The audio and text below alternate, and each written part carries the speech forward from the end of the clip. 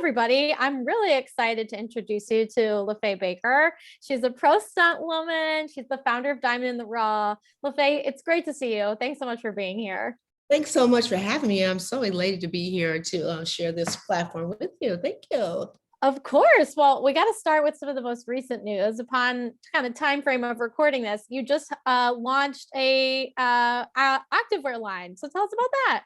Yes, I just launched an activewear called Stunt Woman Extraordinary. And actually, it's an activewear which has images of action figures and women that are resilient. And there is an unapologetic brand, and it's for the extraordinary woman, the boss woman, any woman who actually feels like they are the one that's out there making things happen. So that's what it is a great opportunity. I came with the idea as a stunt woman. No one really was doing anything to actually promote stunt women. So I thought it'd be great to come out with a brand and actually wear the clothing and people can feel like they're empowered.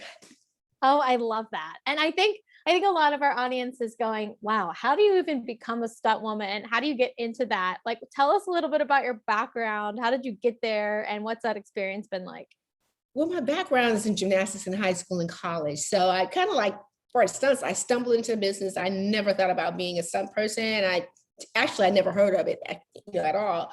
But, I was working as a probation officer, and a young man named Robbie Robinson, who was a probation officer, came up to me and said, "You look like you're athletically inclined. You ought to be a stunt woman." I said, "Stunt woman? You crazy. I'm not jumping off nobody's buildings." So that's the first thing that you kind of like think about. Right. But then I had placed something in my Bible, Lord, I want to do something in entertainment.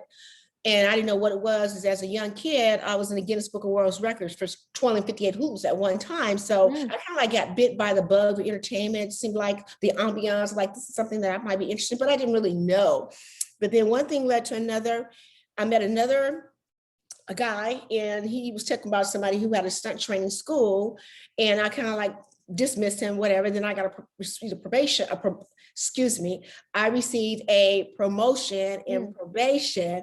And basically there was another young man, and I said, "I'm thinking about being a stunt woman." He said, "For real?" And I said, "Yeah." And come to find out, his best friend was one of the top Black stunt coordinators.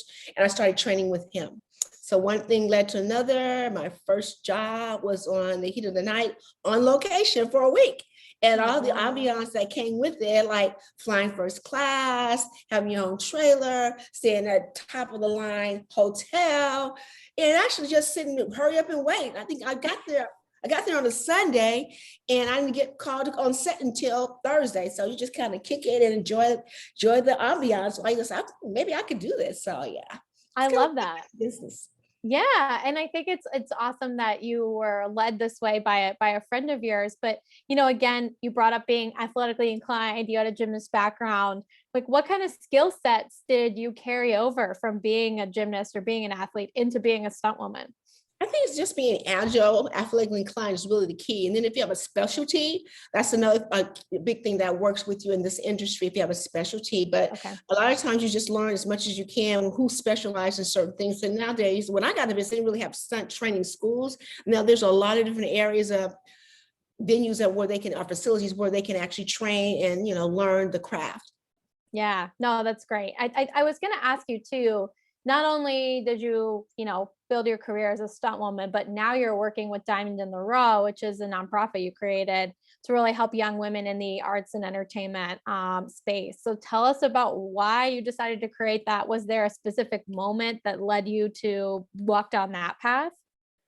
Well, as a stunt performer, I noticed that while I was working, there weren't that many African-American women working behind the scene. Not only that, there weren't that many women working. So I thought it would be great to start something where I can introduce underserved kids or young girls to careers behind the scene, especially the ones who just don't know anything about entertainment. And it's very important that if they see people like them, they can believe that this is possible. When they don't see it, they don't know it, they don't know the opportunities exist. And the other thing is, like, there's a lot of money that's involved in entertainment. And I think it's very important for, as far as generational wealth, kind of like introduce them to how this works. And also they have legacy, the family, they can kind of like pass on. So to me, I really want to change the imbalance of gender behind the scene and just introduce inner city kids or underserved kids and my people about these careers where they can actually establish a long and successful career. Yeah, I think that's fantastic. And tell us a little bit about the actual programming. I know you guys have done some different events, some different workshops and opportunities. Like, tell us about what Diamond in the Raw actually does with these young people. Well, Diamond Raw is a program devoted to empowering and transform the lives of young girls through the arts and STEM. So some of the programs, my premier program is called Constance in the Box Leadership and Film Boot Camp.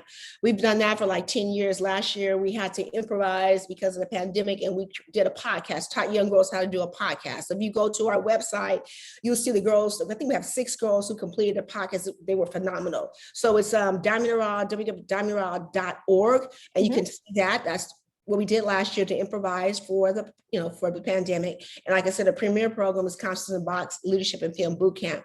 Right now, we have a huge program that's going on, so it's really exciting. We have a program that's been sponsored by GoBon and supported by Mary J. Blige. So it's called a Skin Champion Stunt Teen Workshop for Girls.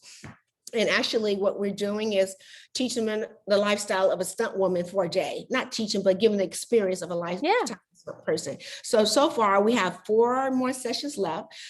We already did car work. Last week they were on top of a car, rigged on top of a car, doing the slides and swerves and all that. So that was exciting for them. Then they did bow staff. They also did fight scenes. We did wire work. We're supposed to be going to Snoop Dogg's compound as well. And then we had fireworks scheduled. We did doing a lot of interesting things. So it was 12 sessions. Mm-hmm. And the girls are having a great time actually experiencing the whole ambiance of stunt women, because they don't know what some people really do. Right. And once you let them know, then it becomes exciting. And I try to be creative and innovative. I don't just go in and basically just have simple stuff. I make sure I keep everything very interesting and exciting. Yeah. So that's kind of like how I normally operate. So we have those 3 programs, and we have something called Precious Stones, which is a mentorship program, where we pair young ladies up with entertainment professionals so they can actually meet with them twice throughout the program and kind of like give them, idea what it's like as a development executive or behind the scene production. And then we have Your Beautiful Inside Now, which is a workshop for them to learn about self-esteem, where we teach them about skincare and makeup, how to care themselves. And like I said, I try to be real creative. I have a tattoo person that comes in, temporary tattoos, because, like me, I just don't like tattoos. That's just me. So I want them to understand once you get a tattoo, it's on there forever. Oh, but yeah. The temporary one is cool, it's sexy and all that. But right now, just think about lifetime. It'd be there forever. So yeah. They love that when the henna come in. They just love that. Oh, I'm sure. Oh my gosh, that sounds amazing. And I love the diversity of programs that you offer. And like you said, trying to give these girls the opportunity to experience some of the stuff, even if it's just for the day, but like getting a feel for like what goes into this kind of a career. And you mentioned a few different folks that have attached to your programming. How do you create relationships around Diamonds in the Raw? How do you build programming? Like, do you have a team that helps you? Is it just you? Like, tell us a little bit about the process of creating some of these initiatives. Well, basically, I have my board members that are out there kind of like are in the back. And then we have a program assistant that kind of like helps us. And then different funds that we actually apply for has helped us kind of like pull some of these programs through, especially last year before the pandemic. This was my first year that I really received a lot of money to put these programs together. And then the pandemic hit, but fortunately they allowed you to apply the money to different areas. And that's when we came up with the podcast. So I was really fortunate. And it also helped pay for the assistance. So for a while, I didn't have an assistant. It was really hard to pull everything together because in the nonprofit world, it's just really, really hard to get people to actually volunteer their time. That's one thing that's important. It's like people need to learn to give back and understand that giving back will allow them to reap some benefits in the long run. It may not be beneficial right away, but later on it definitely, works. Give back to your community, help people understand. Yeah, I think you mentioned too, like pivoting some programs to the podcast during the pandemic. Did the pandemic affect any other elements of being in the nonprofit world? Like, what was that experience like? And how did you work with that team with the resources you have to really support those girls and the community you're at large that you're trying to support? Like, how did you manage that really? I'm gonna be quite honest, it was very difficult because the kids had so much homework and they were zoomed out. Yeah. You know, you had to really come with something captivating and motivating, but it was really hard just to get kids into programs. And we were blessed to have the girls that we did have. We had many that kind of like applied, but they kind of like dropped off. School was too much. It was just a lot, but we did finish that program and I was really happy about exactly completing that program. So it's really about, you know, just find a way to keep them motivated, but it was very difficult to be honest with you. Yeah, I can only imagine. And I think that kind of leads me to another question that, I think you could probably shed some light on is a lot of the people in our network really want to start a nonprofit, but I don't know if they know the time, the commitment, the level of effort that goes into this. So tell us a little bit about how did you decide this was the right path? Like, how did you learn how to actually run a nonprofit and what all goes into that? I always come with ideas and I just jump in and I have no idea what's going on. And as I go along, then I learn more about it. But there was an Annenberg Athlete Plus program for nonprofits. I participated in that. And Mark Wrigley Thomas and the councilman, supervisor, excuse me, he actually had a program that we went through as well. And it just, speaking to other people, there's another foundation guru, Margot Webb. I forgot Margot's last name, Margot Harris, I think is, and also Honor Fletcher, who basically kind of like helped me start the nonprofit and then be a consultant and kind of like guide me into the direction and learn. And I'm really happy because we've been around 12 years now and Wow. sustained, and I'm just really happy that I've been able to maintain the nonprofit and keep it going. Yeah. And again, it sounds like you had to, kind of recruit support to get this going. And it wasn't just you kind of built a team around you and a team of folks that could help. And to your point, like 12 years is a huge accomplishment. And I think that's really, really kudos to you and to your team. That's awesome. And one of the things that I wanted to ask, which we always like to ask our guests, do you feel like being a professional stunt woman with athletic background, like, did that help you push these campaigns forward? Did that help you push Diamond in the Rough forward? Did it hurt you at all? Like, what was the impact of your relationship and your brand attached to the nonprofit? I think by me being a stunt person, it was easier for me to get my colleagues in the stunt community to participate, become guest speakers and talk. My name, some people don't really have that large recognition like a celebrity per se. So sometimes it is a little difficult, but I just kept pushing and reaching out. A lot of corporations are into young kids or giving back. The entertainment industry is a little different. They really kind of driven by celebrities. So in that component, I utilize my stunt friends to utilize their relationships to bring people in. So another thing that I created was a Stunt Women's Awards called the Action Icon Awards. And we have different celebrities that do come in and we honor them. And I was able to utilize my stunt women friends and ask them which one of your women that you double actors that you want to honor. So I was able to use that as my way in to bring them to the Action Icon Awards, which is a big event. And we did that for 10 years. Next year, we're going to be doing it again at the University of Sheraton on March 13, 2022. So looking forward to that. Anybody want to donate sponsorship? We're looking for area. Last year, we had secured Holly Berry, but then the pandemic came. I was like, oh my God. So I'm going to try to reach out to her again, see if she's interested in accepting the award from us. So, but we have numerous celebrities that have been in the award show. And I've been really proud of the award show from Angela Bassett, Jamie Alexander, Maggie Q, Vivica Fox. We've had a lot of huge people who have been there. Kevin Frazier's been there as a host. It's just been a great experience. Like I said, I've done that for 10 years. It'll be our 11th year next year. Yeah, that's fantastic. And I think you brought up a great point is like, you don't necessarily have that celebrity status yourself, but you have a lot of access to folks that do, and that could shed a light on it. And utilizing your network is so important, and utilizing those people around you. So it's really great to see that you've been able to bring people together around this, and kind of leverage the idea of like, we all want to support these young girls getting into the arts and understanding more about these fields. And I think that's huge. And like you said, sure, just because you don't have hundreds of thousands of followers, it doesn't mean you can't make an impact. So I love that you've kind of taken it and said, hey, I might not have this status, but I certainly know people and I have an amazing network of folks that I can use to support this impact that I want to make. So I think Well, kudos to you. I try to think outside the box and try to utilize resources that most people don't think about. And if anybody knows me, it's almost, you believe it, conceive it, you can achieve it. I'm gonna come up with a way to make it happen some type of way. Everybody kind of knows me, and as far as that is concerned. And it's just important, to kind of like figure out a plan. And actually, I'm teaching the other girls how to think outside the box. Like in the Constance in the Box program, the film program, they have to take something out of a box. That's why it's called Constance in the Box. And they have to create a storyline behind that particular item, and then they pitch it. So now we work on their communication skills. And the best pitch, we select and we create a story around, and then we actually go out and shoot the movie, and we premiere it at the award show.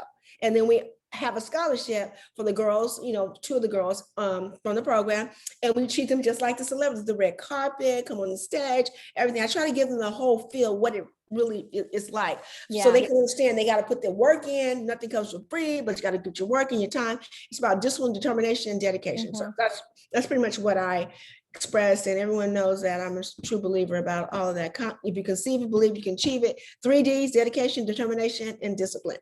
Oh, I love that. And I think you can tell, like, you're so passionate about this.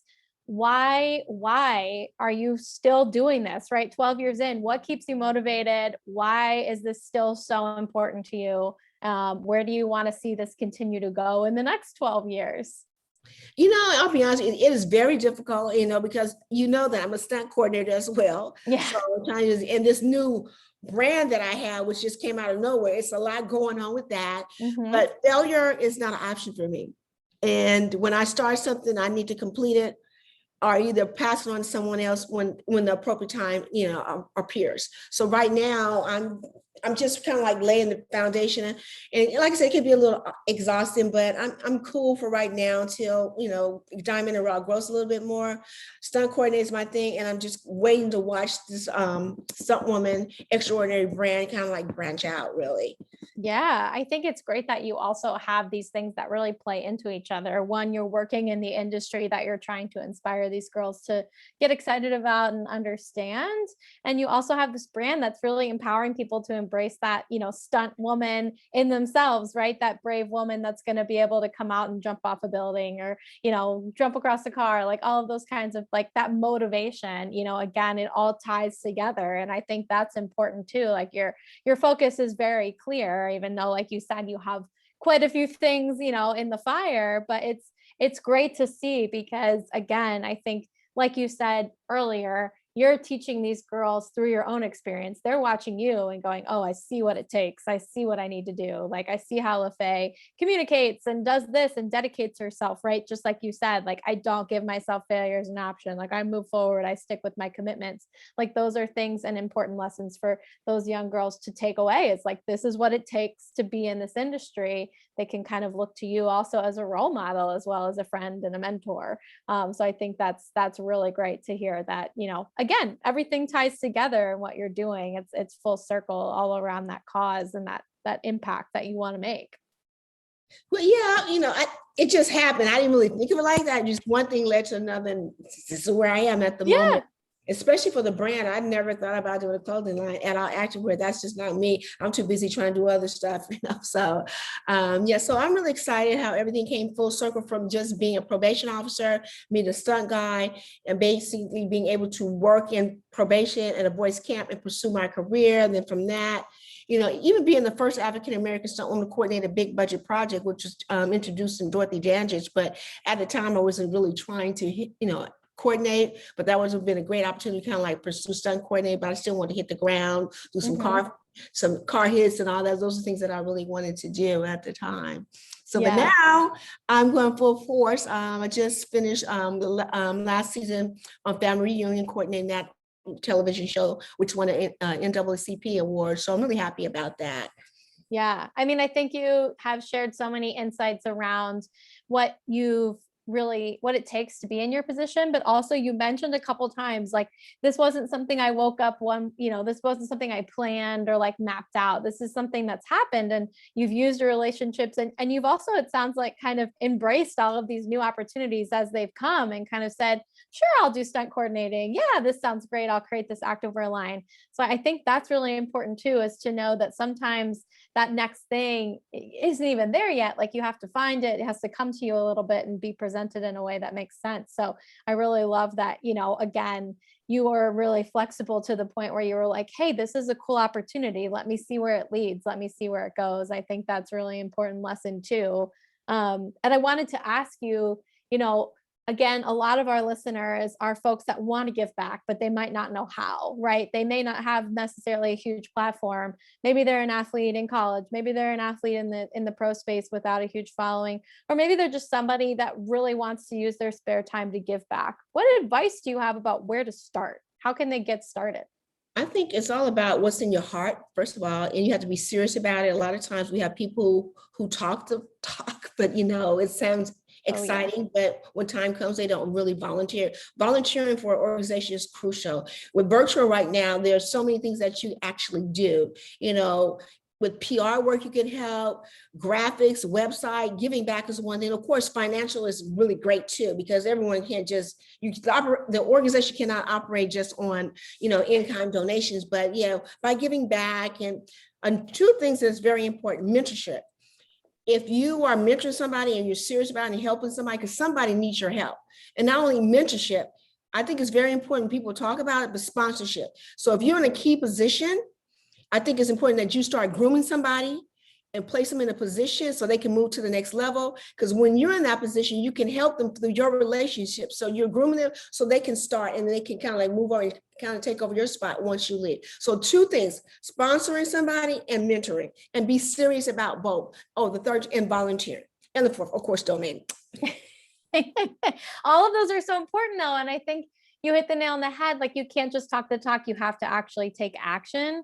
And I love that you're highlighting many different ways to get involved, because we need the money just as much as we need the hands and the volunteers, and we need that mentorship and that sponsorship. So there's different roles you can play, and goes back to what you said at first, which is like, know your heart, understand where you want to get involved, how you can get involved. But I think those four things are so important. And I love that you said like volunteering is so important, and there's so many ways you can give back right now to get started. And then figure out, like you said, can you do graphics? Can you do this? Can you do that? And then maybe as your career advances, you can become more financially contributing, right? Like, oh, now I have some time and some effort where I can donate, I can create a sponsorship, opportunity for someone, those kinds of things. So it can evolve. I think that's a great point. And you need all of those things. It's not one or the other. It's not, oh, we only need money, or oh, we only need volunteers.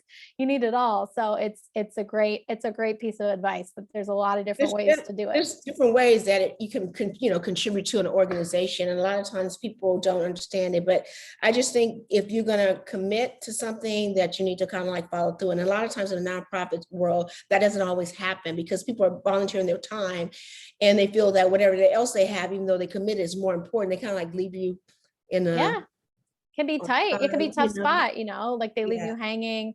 And I think that's sometimes the hard part, is like you said at the beginning of this conversation, how do you find people that are committed to following through and understanding that like this is really important? And when you commit to something, like you're also getting that experience back, right? You're getting something positive in return for giving your time and for supporting, right? It's not just like, oh, I'm gonna volunteer here and that's it. Like, no, you're gonna get a return on that time that you put in. And I think that's something that a lot of people don't necessarily think about when they say, oh, I had something come up, I can't make it. They're missing out on that return of that really awesome, like positive feeling, that opportunity, the networking, just the experience. They're missing that. And we have to figure out, like you said, how to capture people to be like, this is important, like commit to it, stick to it. It's important to get that feeling of giving back, like you said, committing to giving back without necessarily any kind of like financial, motivation, like, oh, I paid, I should go type of thing. So that's really big. I like that. It's just interesting, the nonprofit. Like I said, I didn't know what I was getting myself into, but I love girls, and I just like, changing them balance, just being a role model and letting them know if I can do it, they can do it too. So that's kind of like my lifestyle. My mother was a giver, so I kind of like learned from her. And I just keep it moving and just make things happen for me. That's what I kind of like do. Yeah. I was going to ask you too. We kind of talked about this, but like, what do you really hope down the road to look back and say, here's what I accomplished in my philanthropy, in my impact? Like what do you think, what do you want that to be at this point, right? Like right now, looking back, where do you hope that, down the road you've accomplished? I never even think about down the road what I accomplish. Everyone knows I'm the most humble person. I don't like to even promote myself or talk about myself. I'm getting better now. Yeah, you're here, right? I've been doing a little interviews, so I'm getting better. I just want people to understand that if I can do it, they can do it too. And it's important to just give back. And at some point down the road, I like to see it flourish.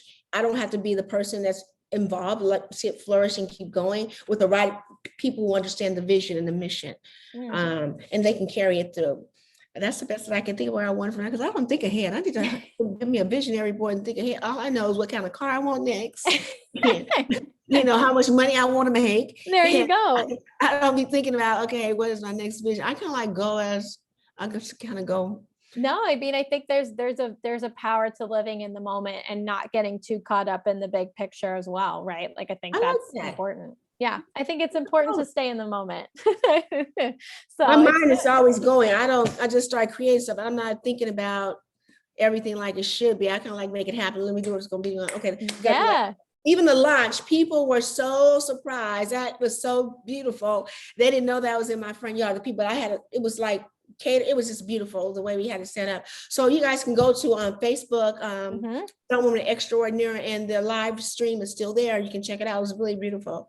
Oh, we'll definitely have to link to that because that's really exciting. And again, like you had so many different avenues to contribute to that mission, like you said, of helping girls, motivating women, like all of those kinds of those themes stand out in everything that you do. And I love that. And I wanted to ask you another question that we ask every guest that comes on this podcast. And what does that word philanthropist, what does it mean to you? And what does a philanthropist look like in your eyes?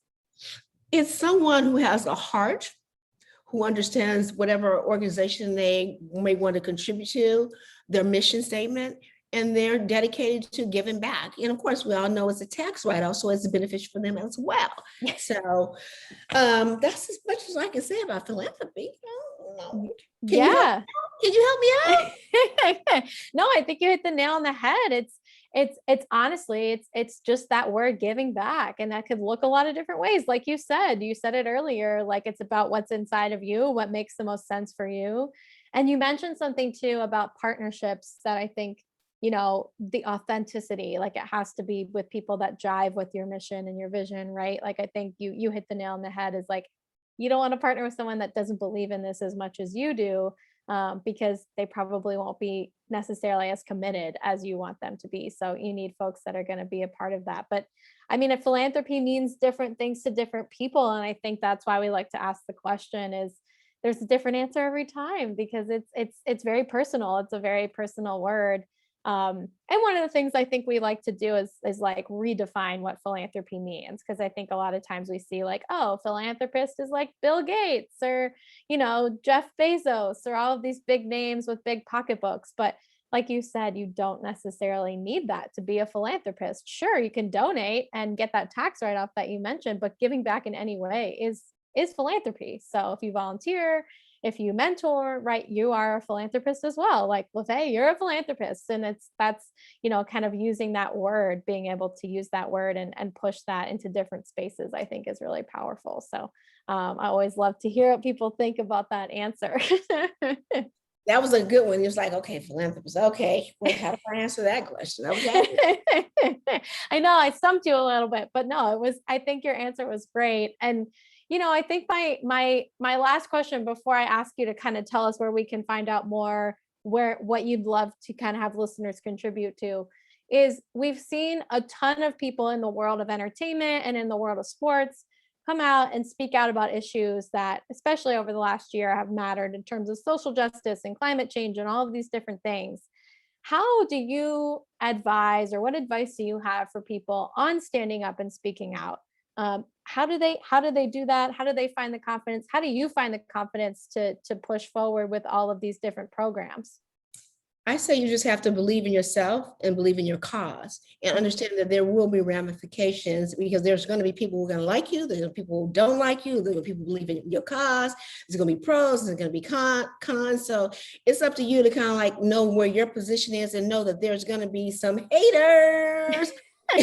You know, and keep going. Even with the award show, just stepping out of my comfort zone, it's different. Sometimes you have issues with people because, you know, sometimes they thought maybe they should have thought of it and they didn't, and you know, it causes some type of problems, some discrepancies or whatever. But I just believe in doing whatever is best for me, and if you're with me, you're with me. If you're not, you're not. Yeah. I mean, I think the point about ramifications is huge. Like, you need to understand that if it, like you said, believe in that cause and know that regardless of what that cause is, like, not everyone's going to embrace the fact that you stood up for that. And that's inevitable. I think that's a huge piece of it, is like, don't expect that everyone's going to just go along. Like, you will see those haters, like you said, come out. And no, but it's true. I used to say that when I was like, say haters. I'm like, okay, say it.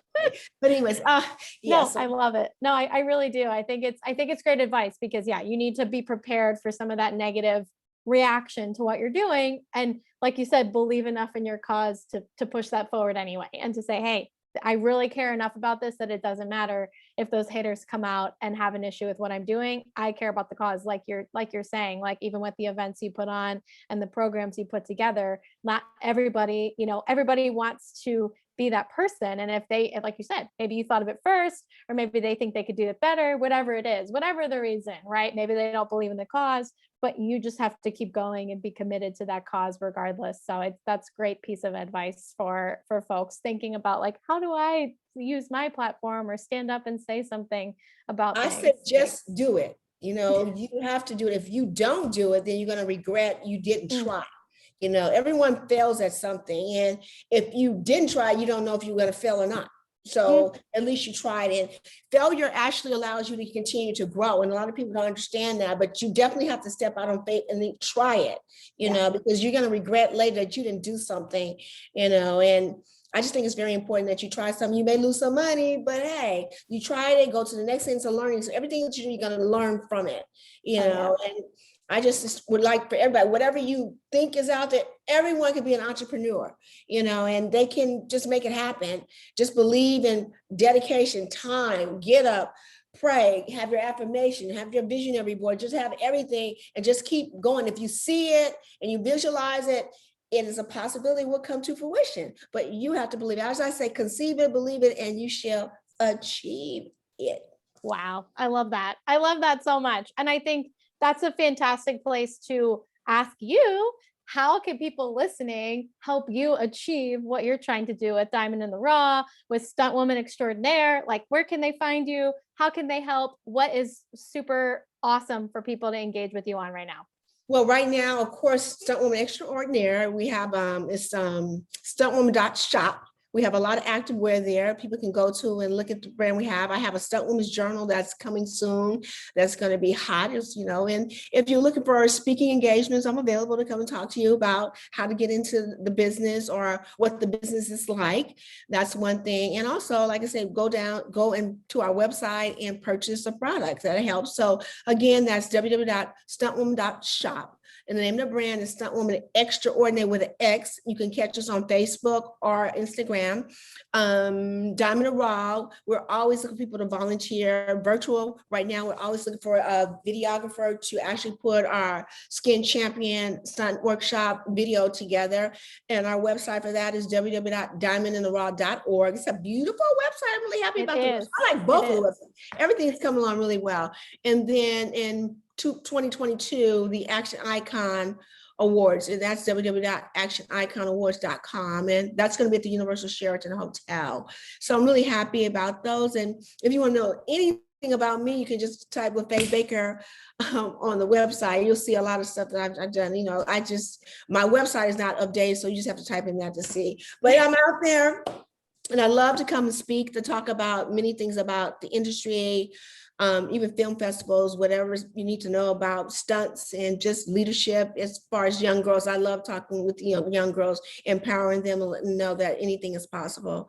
I'm also working on a book. It's called You're Not Listening to What I Have to Say. It's a combination, a collaboration of stories from some of the young girls in the program and the issues they faced and how they dealt with them. So I'm working on that. I got a couple things going. I'm always doing something. A couple, oh my goodness. Yeah, you always Yeah, have I'm doing stuff too going on. much I love right it. now. I'm still trying to look. I'm still trying to finish the book, my documentary about Black stunt when I started like 2008. So I have all kinds of stuff going on, but I'm really happy. I'm in a good space right now.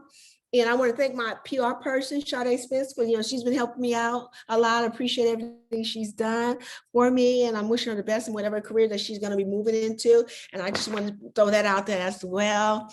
But other than that, I'm really cool and I'm just in a good space and I'm just really happy right now.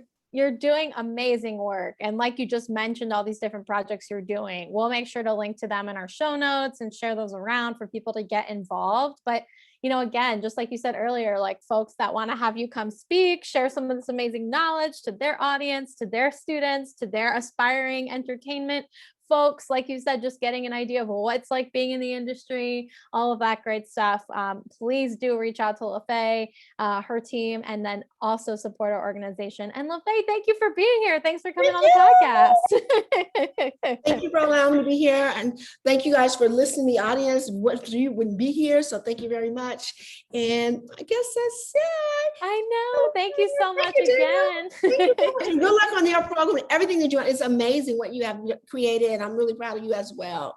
You have some amazing people on your show. And that's kudos for you because I remember you just started. So thank you so much and congratulations. Thank you. And I'm just honored to have you here. It's been so great to stay in touch since our University of Miami days. And, very excited to see you continue to grow. So there you go. Yes. Thank you so much. We really appreciate your time. And I'm so glad to be able to catch up. I really appreciate it. Thank you so much. And you take care. Have a great weekend and a great something after we get rid of this COVID. Exactly. Hopefully sooner than later. But yeah. Yes. Thank you so much, LaFaye. Really appreciate it. Thank you so much. Take care. All right. Bye-bye. Bye.